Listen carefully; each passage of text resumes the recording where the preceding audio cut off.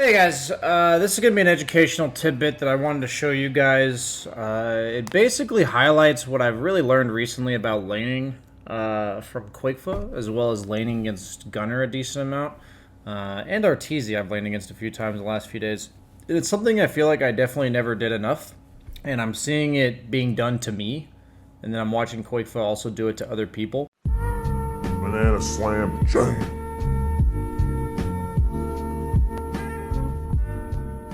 So this tidbit primarily applies to heroes that threaten the opponent. In this case, Batrider with multiple stacks of sticky napalm. Another hero that comes to mind is like Monkey King with Jingu. This pretty much applies if the other person doesn't want to be right next to you. So it may seem like a hard thing to analyze for yourself, but this is most important to do when your hero doesn't really have high CSing damage.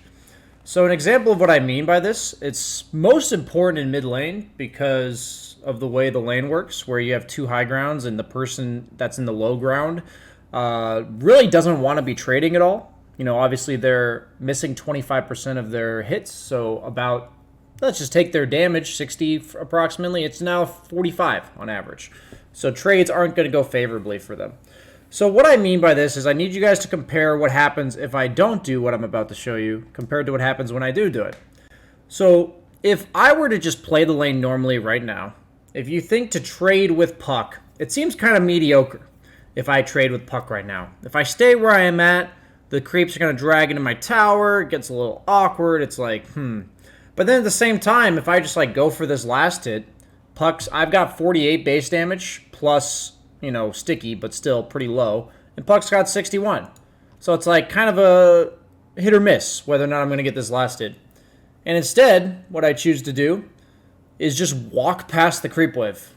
It seems so simple, guys. It seems so simple, but just watch what ensues. See how I play really far up? I keep walking at him. Just walk past the creep wave. And this secures my next CS. It secures control of the lane. Notice how you can abuse your high ground. Obviously, I missed that CS because of the miss uphill. But all of that was done by virtue of just walking at the opponent, especially in the mid lane when they have the low ground. Now, I didn't do it perfectly there because I missed a couple CS. One was uphill. The other one I just missed. But you get the idea. I think a lot of times people I've seen in my coaching sessions, they just don't understand the full arsenal of tools that you can use to just get CS in lane. There's like so many options. There's so many little things you can do. And for me, this is one I kind of knew about, but man, I felt like I'd never really applied it. And like, to be honest, this isn't real Sumail, by the way. I don't really feel like this guy is a very good player. He's ranked 90. And what I mean by this is like, I've laned against like Arteezy and shit, and it's just really hard. Whenever I lane against CCNC, Gunner, Arteezy, they do all of these little things that I'm showing you right here, on top of like many others that I could show you, that just kind of shit on the opponent. Like, it just makes you miss 2 or 3 CS in the first creep wave. It gives them level 2 before you. So notice what I've set up here. A wave that's like heavily pushing. So here's going to be the benefit of all this aggression. I mainly learned this by watching other players and then having it done to me a bunch of times. Watch what ends up happening.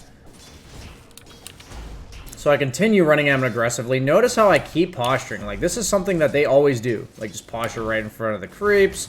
And now I've got this double wave. And instead of doing anything else, I'm just going to fuck with this guy. Like, it doesn't matter if I get the denies. Like, yeah, sure, maybe I can go for the denies. But I'm just going to fuck with this guy. Kiting the 500 aggro range of the tower. Notice how I'm kiting it, making sure the tower doesn't aggro me. But look at his, like, imagine his perspective here. He has to nuke for a CS. Looks like he missed that range creep. And that whole first 2 waves, I don't even know, man. Did I win? Yeah, it's 5-2 to 2-0.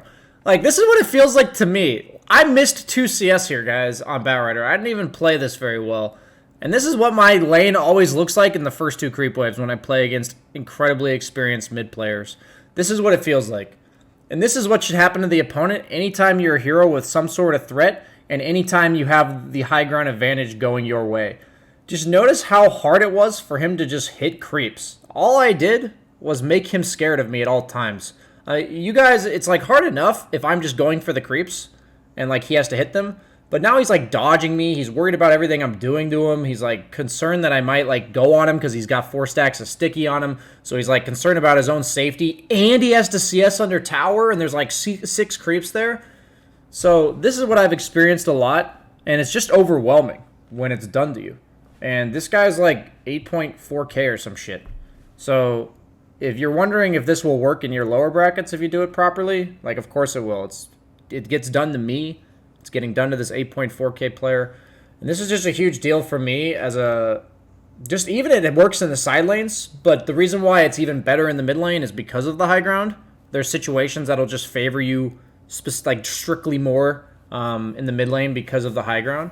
But this idea seems so simple, but please look for these moments that you can just walk past the creep wave as a threat, and it effectively zones them away from the CS. And if you watch me, I've been doing it a lot more on carries recently, and it's just a nice little tool to basically not have to fight for creeps.